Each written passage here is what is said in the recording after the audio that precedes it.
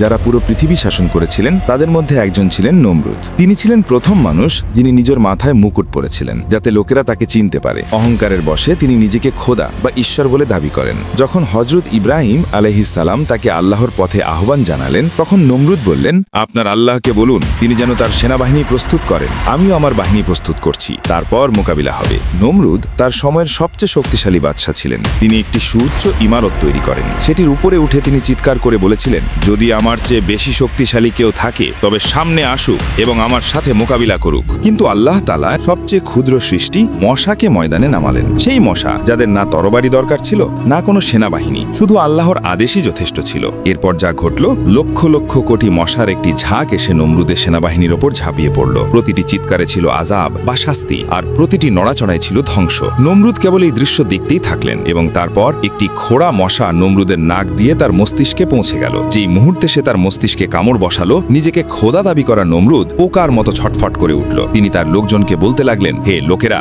আমার মাথায় জুতো মারো। শুধু এতেই সে সামান্য শান্তি পেত। তাই লোকেরা তার মাথায় জুতো মারতে থাকলো। চলতে থাকলো সেই আঘাত যতক্ষণ না তার মস্তিষ্ক বাইরে বেরিয়ে এলো এবং সেই মিথ্যা খোদা নমরুদের বিনাশ হলো। সিংহাসন নিশ্চিহ্ন হয়ে গেল, মুকুট ভেসে গেল। কারণ যখন মানুষ খোদা হতে শুরু করে, আল্লাহ তখন তাকে মনে করিয়ে দেন যে সে কেবল মাটি আর কিছুই না। নিঃসন্দেহে আল্লাহ সবকিছুর উপর ক্ষমতাবান।